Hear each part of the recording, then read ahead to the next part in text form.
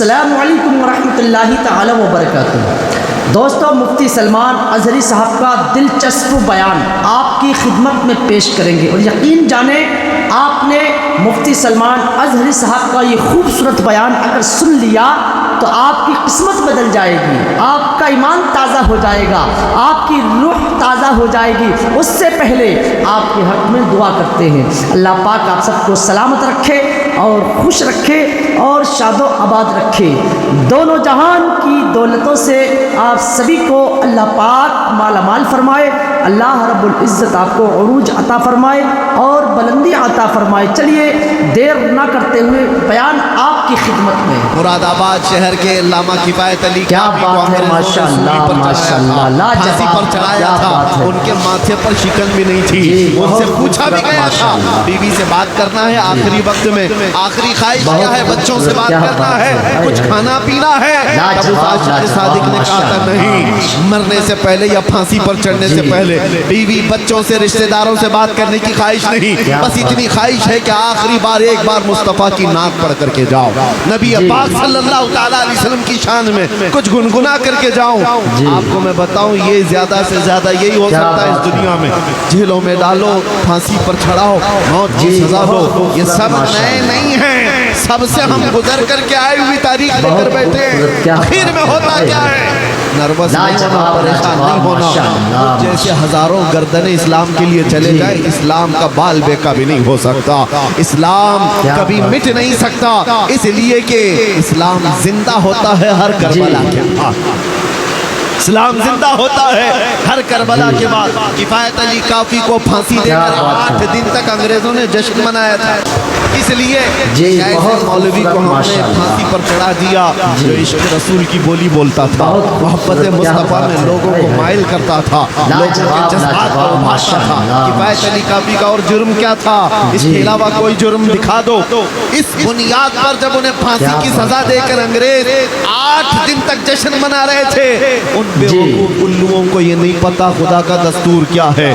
مراد آباد شہر میں تم نے کفایت علی کافی کو پھانسی پر چڑھایا، 100 کلومیٹر دور ہی رب تبارک و تعالیٰ اسی موسم میں اس سے بڑا عاشق صادق امام احمد رضا پیدا فرمایا۔ کیا بات ہے، ایک عاشق کو تم سولی پر چڑھاؤ گے، دوسرا پیدا ہوگا، اور پھر وہ دوسرا ایسا پیدا ہوا کہ جس کے نغمات نے عشق رسول کا جام سینوں میں بھر دیا، ہر جگہ سے پھر آواز آنے لگی، ڈال دی قلب میں عظمت مصطفیٰ، سیدی اعلیٰ حضرت پہ لاکھوں سلام۔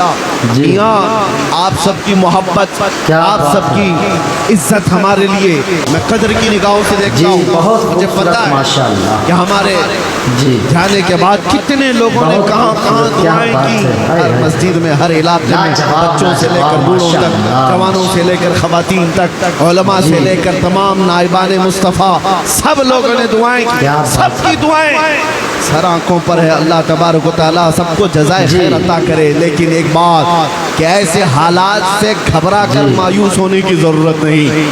کیا بات ہے، ایسے حالات سے میں جاؤں، میں مر جاؤں، تو اس سے اسلام کا کچھ نہیں بگڑے گا۔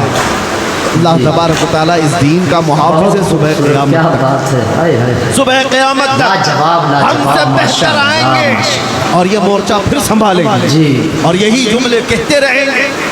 اسی لیے میں نے شروع میں ہی کہا آپ کو، زبان کاٹ دو لہجہ بدل نہیں سکتا، تمہاری لو سے یہ لوہا پگھل نہیں سکتا۔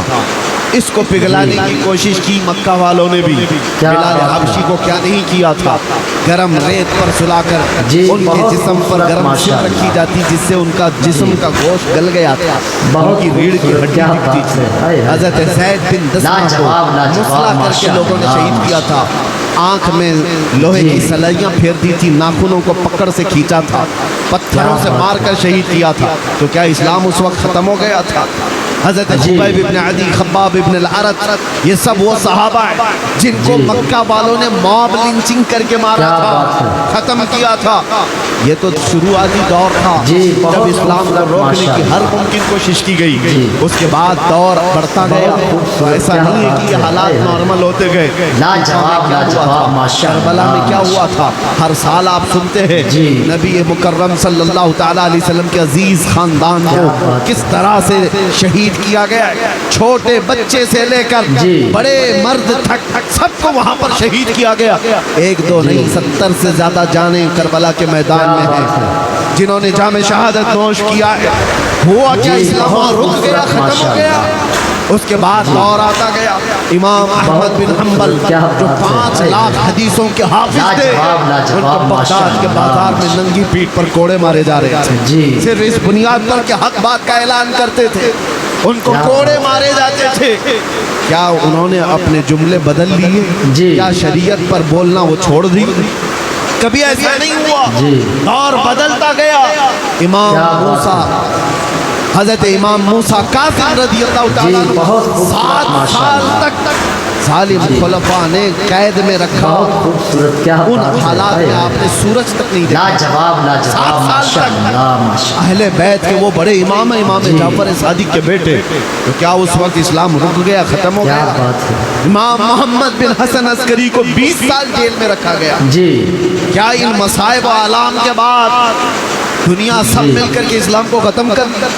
بغداد میں ایسے حالات آئے تھے ہلاکو کے زمانے میں، مسلمانوں کو اتنا قتل عام ہوا تھا کہ خون سے پورا بغداد لال ہو گیا، اور گھوڑے دوڑتے تھے، گھوڑوں کے ٹاپ خون سے بھیگ جاتے تھے۔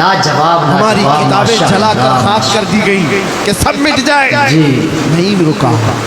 آج بھی وہ دور اسی طرح سے چل رہا ہے۔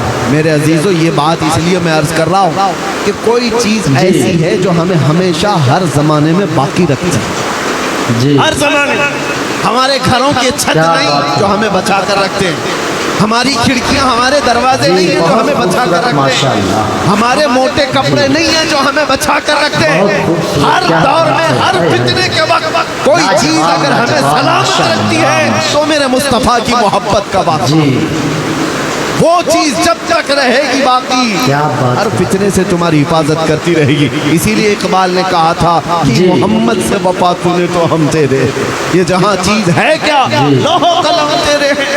حضور سے وفا کر کے دیکھو، ہر چیز تمہارے سامنے ڈال دی جاتی ہے، ہر چیز کو رب تعالیٰ تمہارے لیے مسخر کر دیتا ہے، دنیا تمہاری طرف پھیر دی جاتی ہے، انسانوں کے دلوں کو رب تبارک و تعالیٰ تمہاری طرف مائل کر دیتا ہے۔ ایک بار وفا کرو میرے مصطفیٰ سے۔